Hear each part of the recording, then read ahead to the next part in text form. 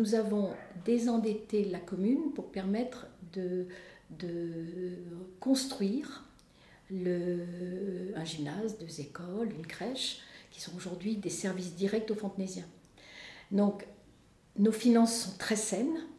Le trésorier public a fait un rapport, nous a démontré que tous nos ratios étaient des ratios inférieurs aux communes de notre strate.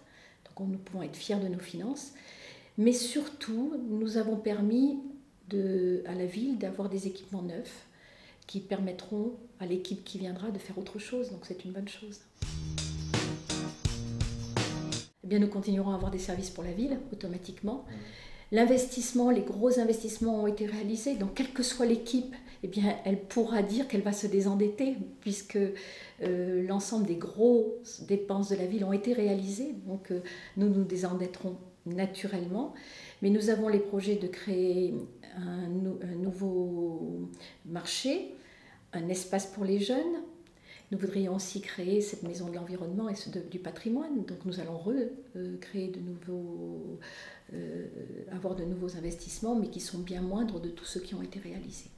Nous commencerons par désendetter la ville, et puis ensuite, eh bien, nous investirons, parce que pour l'avenir, c'est important. Nous avons beaucoup de groupes de musique, il faut qu'ils puissent se réunir, faire de la musique. Nous n'avons pas d'espace de convivialité pour les jeunes, il faut le créer. Nous voudrions le créer sur le cœur de ville et nous voudrions vraiment que ces lieux et ces espaces permettent d'être à l'origine d'événements avec ces groupes. Et donc l'idée est de créer un lieu de rencontre, d'accompagnement aussi pour les recherches de stage.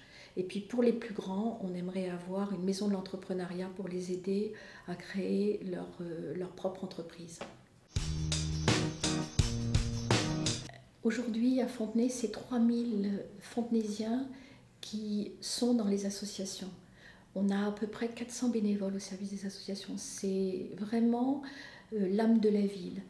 Et de plus, les associations, c'est en complémentarité de l'action publique. On ne pourra jamais faire ce qu'elles font. Et aujourd'hui, il est très très important d'accompagner les associations, de mettre des locaux à leur disposition, de les aider même financièrement et même techniquement souvent, parce que sans les associations, c'est toute une part de la vie de la ville qui tombe. C'est le lieu de solidarité, c'est le lieu de plaisir, c'est le lieu de partage, et nous sommes très très attachés à la vie associative. Alors il n'a jamais été question de la création pour la ville d'une mosquée, jamais. Nous sommes dans les cadres de la règle républicaine et la laïcité. Et la laïcité, c'est permettre aux Fontenaisiens de vivre leur culte dignement. Les communes ne peuvent pas mettre 1 centime dans la réalisation d'un projet de lieu de culte, sauf quand il s'agit par exemple d'une église, mais une église qui appartenait avant la loi 1905 comme la nôtre. Actuellement, l'église allait s'écrouler, la ville a mis 700 000 € pour pouvoir réhabiliter notre église. Donc il n'a jamais été question pour la ville de mettre 1 centime et la ville ne peut qu'accompagner le projet d'une association qui a de l'argent. Quel que soit le maire qui sera élu, l'association qui a aujourd'hui 500 000 €, eh bien, réalisera son projet de lieu de culte, quel qu'il soit. Et là, il y aura 2 façons de faire pour le maire qui sera élu. La première, ce sera d'accompagner l'association dans la réalisation de son projet. La seconde, ce sera de laisser faire, comme certaines villes ont choisi. Je pense à Saint-Germain-en-Laye, je pense à d'autres villes. Et l'association aujourd'hui désire travailler avec la mairie. Et je pense que c'est une grande chance pour l'intérêt général et le bien public. Bonjour, cela fait 19 ans que je suis au service des Fontenaisiens et pendant tout ce temps, on m'a dit très accessible. J'ai pu œuvrer à l'évolution de la ville et acquérir un certain nombre de compétences.